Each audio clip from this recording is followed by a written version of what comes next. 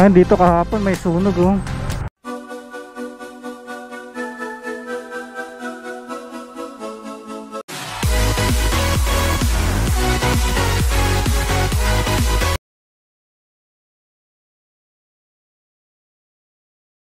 Yun, good morning mga kabiwan moto, and welcome na naman po sa ating panibagong vlog. So kung bago ka sa channel ko, please like, share, comment, and subscribe. Pakihit na rin po yung notification bell para updated kayo every time mag-upload ako ng video. So for today's video mga kabiwan moto, is pupunta tayo ng Taguig sa McKinley. Kasi pupuntahan tayo at may kasama tayo si Charles tsaka yung pinsan niya. Doon tayo.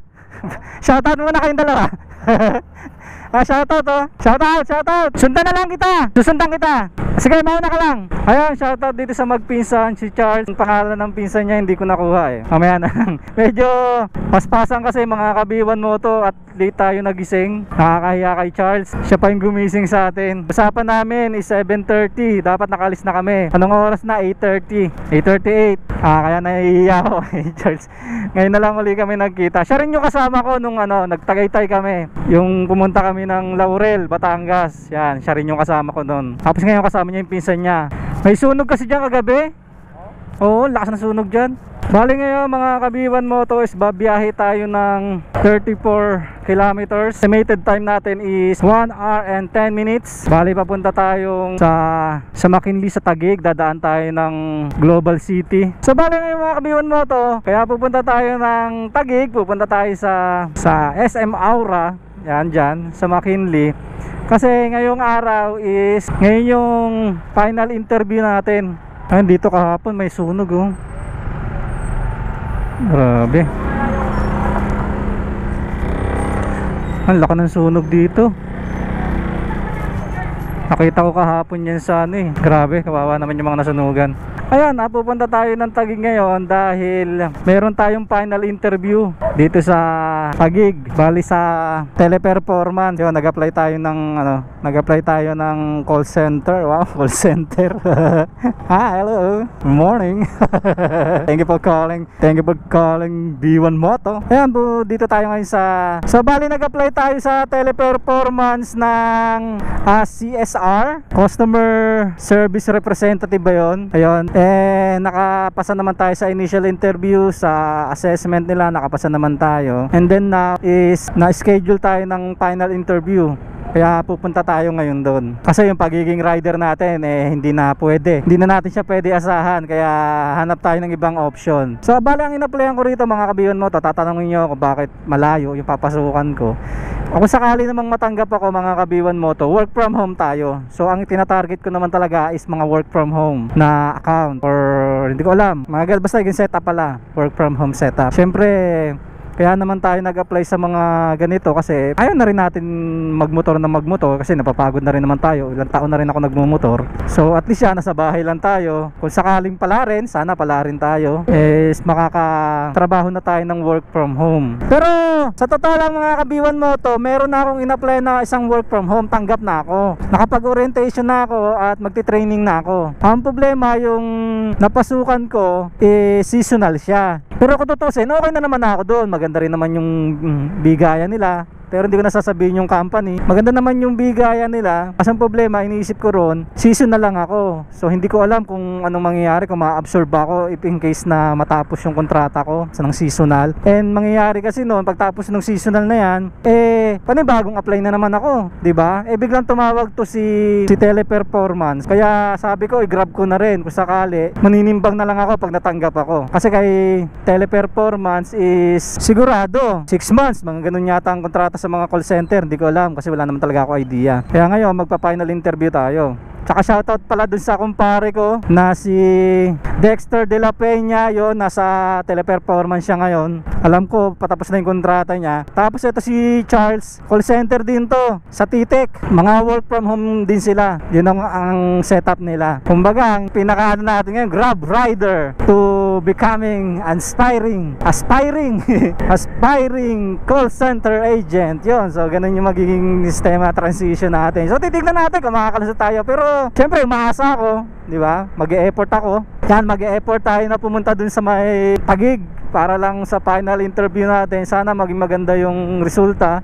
Kung hindi naman, at least meron pa naman tayong isang papasukan. Ayun, sigurado na kasi yun. Talagang training na ako sa Monday. Itong magiging resulta ng interview ko sa teleperformance, ito ang magsasabi kung saan ako, kung ano pipiliin ko. Kung sakali makapasa ako rito sa teleperformance, dito na ako. Pero kung hindi, edi okay lang, at least nag-try tayo, diba? Dahil sa totoo lang, wala naman talaga akong experience sa pagiging call center. Oo, dati akong customer associate dati sa isang company, delivery company. Pero madali lang yun kasi Tagalog lang naman din eh. Tagalog lang naman yung pag-uusap doon. Pero yung halos parehas lang, halos same lang din ng mga kumukuha kayo ng concern.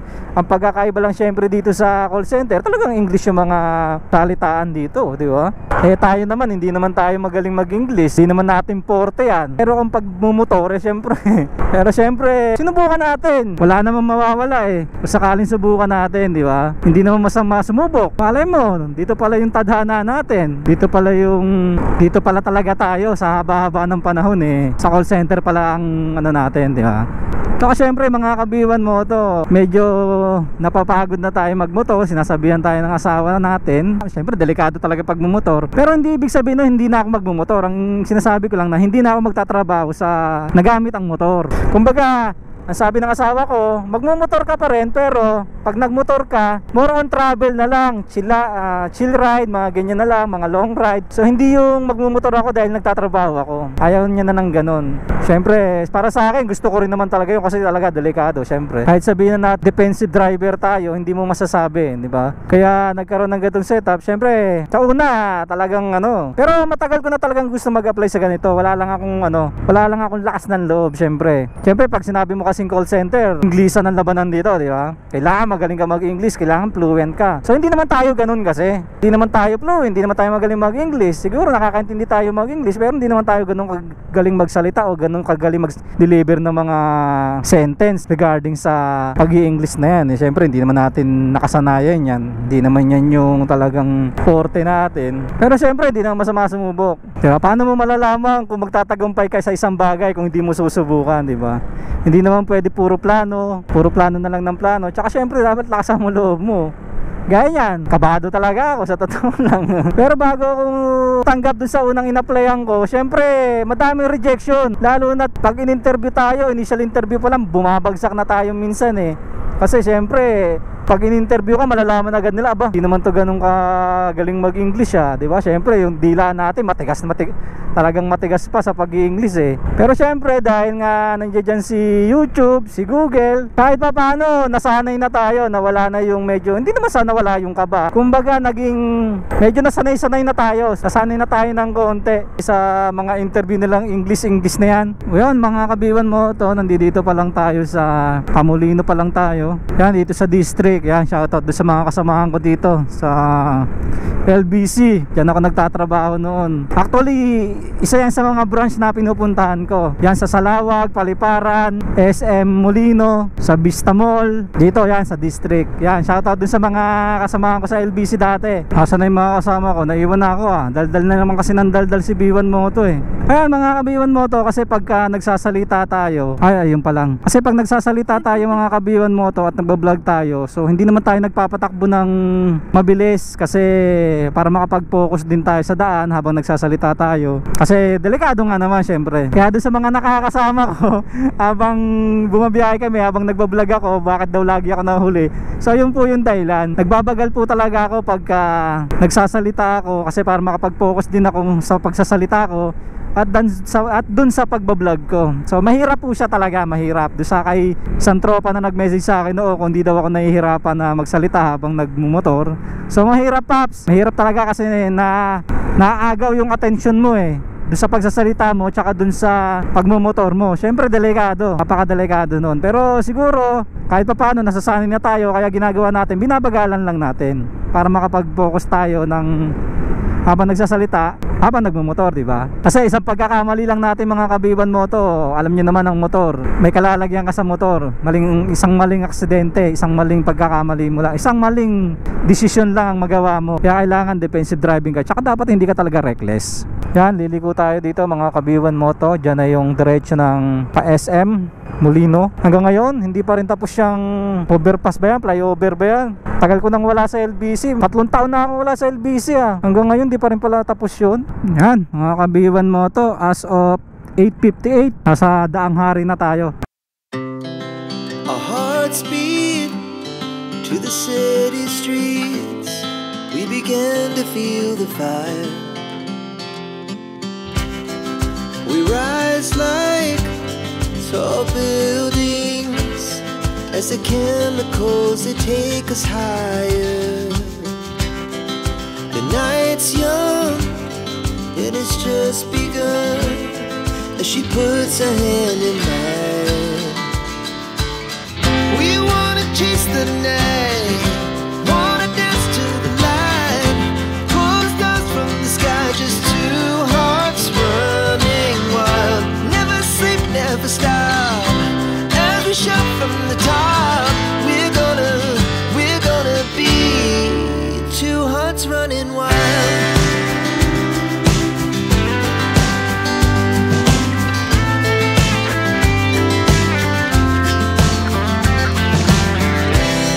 Now the morning is the afternoon. We lay awake in bed. The laughs so loud as the hours pass. We're gonna do it all again. We wanna chase the night, wanna dance to the light, pull the stars from the sky, just two hearts running wild. Never sleep, never stop, as we shout from the top. We're gonna be, we're gonna be two hearts running wild.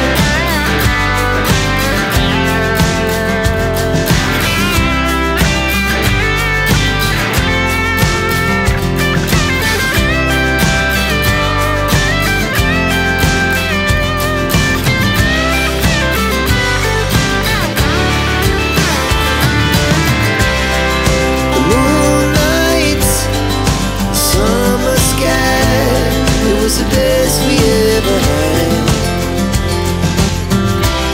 And we'll stay young forever. We'll never have regrets. We wanna chase the night, wanna dance to the light, pull the stars from the sky, just two hearts running wild. Never sleep, never stop, as we shout from the top. We're gonna be two hearts running wild. We're gonna be, we're gonna be two hearts running wild.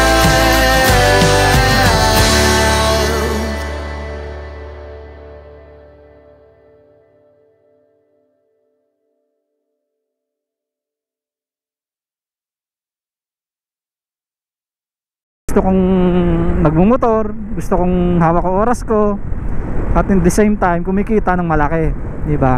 Kaso sa panahon ngayon, dahil nag-normal na, syempre yung pagiging rider natin is hindi na talaga ganun ka-stable ang income natin. And dumating ako sa point na in denial ako, kahit alam ko naman sa sarili ko na ganun na yung nangyayari. Alam nyo naman yon, may mga vlog ako noon.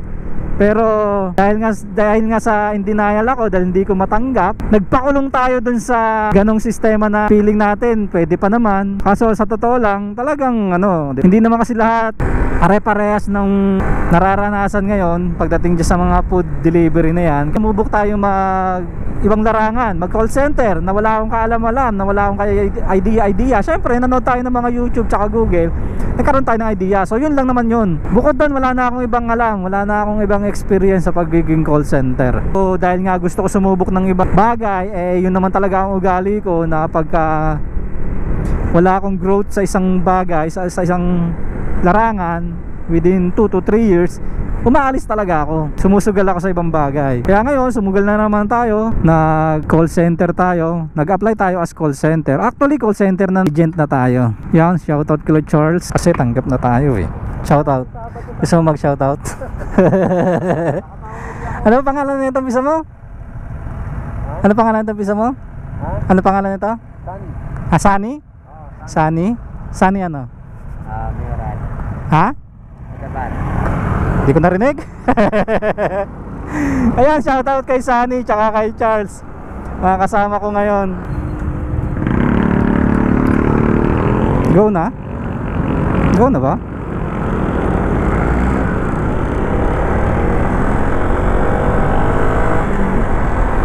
Ba't kayo nag-go? Parang red light pa. Paloko talaga itong mga rider na to eh. Nadamay tuloy ako eh. Nag-go sila. Mga loko kayo ah. Disregarding yun ah. Banking. Ganda na nandaan dito ah. Dati medyo lubak-lubak pa to eh. Tagal pa rin hindi nakadaan dito mga kabiwan mo to na nakamotor. Dito bumabakbak yung iba eh. Ayan oh, may kamote oh. Kamote. Kamote. Hindi, open naman mga kabiwan mo to. Hindi kamote yan. Ugat pa lang yan. Ayun, doon sa mga pinagtanungan ko nga pala kung paano pagpunta ron. Shoutout sa inyo lahat. So yun nga mga kabiwan mo to, nagsasalita lang ako na nagsasalita kasi para malibang-libang naman kayo. Siyempre mababa yung biyahe ko. At para malibang naman din ako. Samahan nyo naman ako habang nabiyahe. Mahirap naman eh, mabiyahe ako ng napakatahimik ko, di ba? Sanay naman kayo na dumadaldal ako eh. Ayun, isa pa yun mga kabiwan mo to, medyo madaldal ako. Kaya naisipan kong mag-apply sa call center. Pero madaldal ako, Tagalog. Hindi ako madaldal sa English. Kung Tagalog yan, kwentuhan lang eh, walang problema yan. Kahit tawahin tayo ng customer, walang problema yan. Basta Tagalog eh, kaso problema English eh. Talagang pag inaway ako ng customer nito, mananahimik na lang talaga ako. Di ba? Hindi, pero ganoon naman talaga daw sa call center. Hindi mo naman daw kailangan patulan yung mga irate customer na tinatawag nila. Yan ang tawag nila dyan, mga irate customer. So hindi naman maiiwasan yan, kahit sa naman ng parte ng mundo merong ganyan. And yung stress is kasama na sa buhay natin yan. Hindi mo na maaalis yan. Kasi sinasabi nila ang pagiging call center is stressful. Sa totoo lang, sa buhay pa lang stressful na. Hindi mo na kailangan mag call center, di ba? Nasa sa inyo na lang kung paano mo i-handle yung stress sa'yo. How do you handle stress? Yung mga tanong, baka itanong sa akin mamaya yan ha. Buti naalala ko. Kasi final interview na tayo eh. Nandito na tayo mga kabiwan mo to sa Alabang sa Pote Road. Diretso lang ba tayo? Service road? Sige, una mo, sunod ako. Dapat papakuha tayo kasi traffic sa Polino. Oo, traffic doon. Sa Aguinaldo? Oo, traffic na ngayon doon. Sige, unahan mo na lang, sundan kita. Tama naman tumapan to eh, no? Saan tayo dadaan? Tapos sa kaliwa. Dito, diretso? Sa kanan? Oo, diretso. Kanan tayo? Kaliwa. Hindi, dito kanan, dito sa ano? Skyway na yan eh. Ano na ba yan? Skyway yan eh. Yung pababa? Oo, yung pababa. Gusto mo dyan tayo daan para mabilis? Bayad na lang title. Dito ako naligaw, di ba? Dito ba yon? Doon, sa kabila. Isa Food Panda, di ba? Siguro nai-stress ka na, no? Kaya lumabas ka. Nai-stress ka na, kaya lumabas ka. Tsaka pa naihugot mo eh. Una ka na. Si Charles panahugot sa Facebook. Ayan mga kabiwan mo to, itong pababa daw is skyway na to. Yan, nakasulat naman 600 meters skyway. Di tayo pwede dyan. Doon ako dati dyan. Dyan lang pala yun. Doon ako dati. Tapos meron pa din sa kabila sa dulo. Meron. Pero sabi maganda daw sa oran dyan eh. Maganda naman talaga. No? Maganda naman. Isa yata sa pinaka-competitive na Layo lang kami din. Biyahe dati. bagay. Concentrix. Ito pala yung Concentrix. Kung work from home pwede pa, no? Work from home, no? May work from home pa ba ngayon? Ano pa rin naman? Ngayon January talagang hiring sila ngayon. Oo. Marami nag-resign. Oo, yun nga yung nakita ko sa pagiging call center eh, tuwing after December, di ba? Talagang resign sila. Bonus, tapos lipat. Oo. Kasi marami naman kasi talagang maraming kumpanya, no? Ang laki ng opportunity sa iba, no? Hindi ka mauubusan ng option. Huwag ka lang maging option, no? Huwag lang tayo maging option.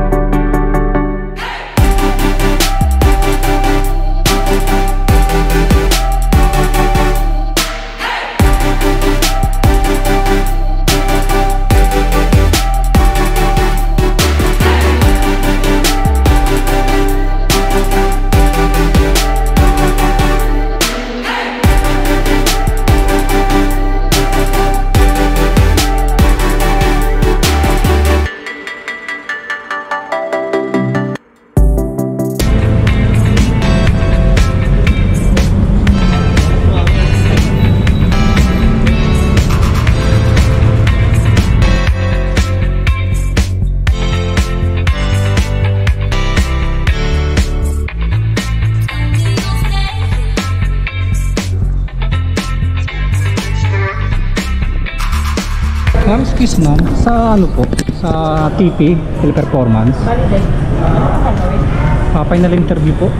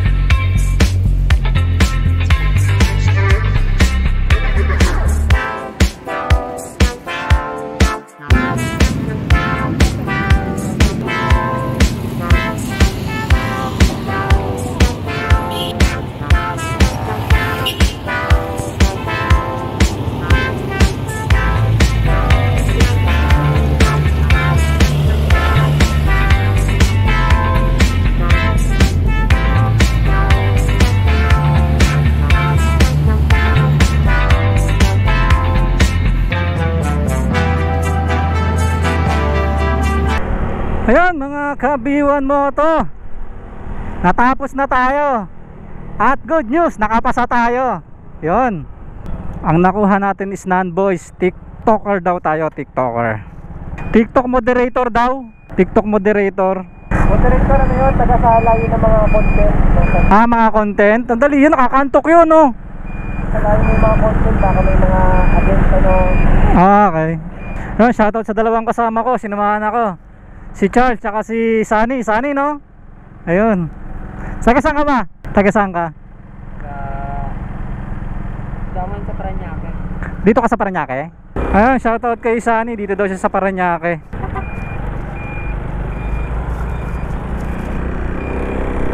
Ayun, nag-U-turn na tayo mga kabiwan mo to. So babiyahe tayo ng 39 kilometers pauwi. Woo! Babiyahe tayo ng isang oras may get. Bali, 1 oras at 17 minutes. 1 oras at 17 minutes. Ganun katagal yung biyahe natin mga kabiwan mo to. Time check tayo 3:17. Ayun mga kabiwan mo to, pauwi na tayo. Masayang masaya ako, wala ba? Ayun, masayang masaya tayo kasi nga natanggap tayo, nagbunga yung paghihintay natin kanina. And ang sabi sa akin nung nag-final interview sa akin is ang magiging position ko daw is TikTok moderator. So sa ngayon hindi ko pa alam kung anong mga trabaho noon. Siguro tagasala daw ng mga nagti-TikTok, depende sa content. And happy naman ako na yun yung naging position ko. And maganda yung offer nila sa akin. And may tatawag daw sa akin for account verification. Yun, for verification, tatawag daw siguro sa akin kung hindi mamayang gabi, bukas. Ayun mga kabiwan mo to, nagbunga yung pinaghirapan natin. Siyempre yung effort natin dito, pumunta tayo dito sa Taguig, sa BGC boy, BGC ba to? Oh, ito, BGC to eh. Oh, BGC to. Ito yung circle. Libingan ng mga bayani.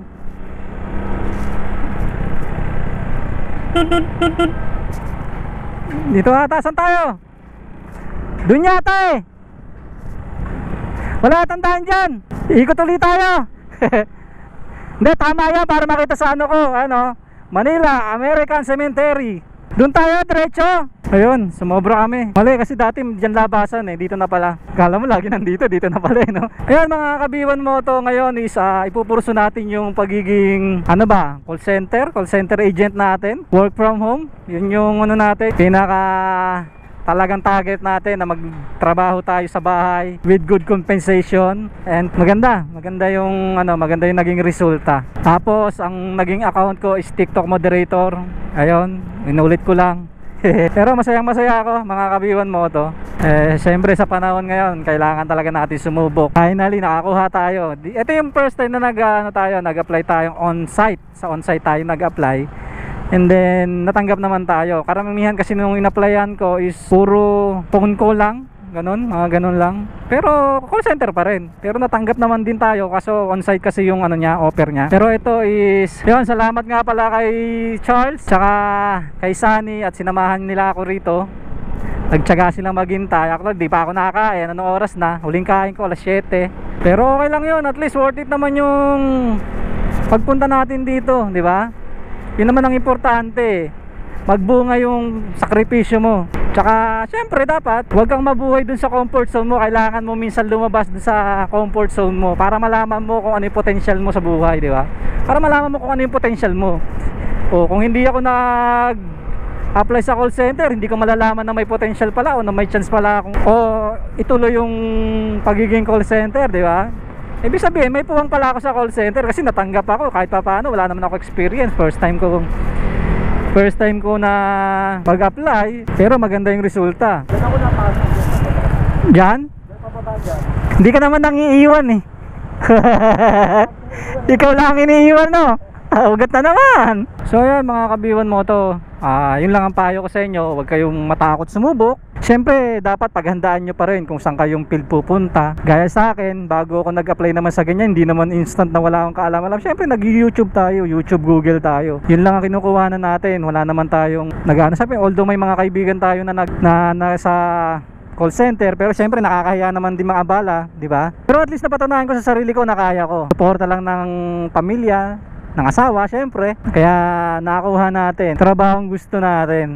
Siguro pagka natanggap ako, bagay tanggap naman na ako, siguro ito na itutuloy ko. Siguro yung isang in-applyan ko hindi ko na itutuloy. Yun kasi is voice yun, ito is non-voice. Maganda sana kung voice din para kung sakali mahasa yung English communication natin. Pero ganun talaga, maganda naman compensation. And actually ito talaga gusto ko yung non-voice. Unang-una pa lang yung non-voice na talaga ang gusto ko. Umayo naman sa gusto ko yung nangyari. Pero syempre hindi naman tayo ganun magaling, 'di ba, sa voice. Kumbaga gusto lang natin subukan kasi syempre para sa mga future, sa susunod na mga apply natin, if in case mag-apply tayo sa iba, nakapondo tayo ng English, ng communication skill, diba? Yung voice, yung non-voice madali na yan eh, pag naipasa mo na eh. Kasi ano lang, hindi katulad pagka nag-voice ka, mahasa ka ng gusto. Ayun mga kabiwan mo to, huwag tayo matakot sumubok, huwag tayo matakot mag-explore. Hindi mo malalaman yung potential mo kung hindi mo susubukan. Yun lang yung may papayo ko sa inyo.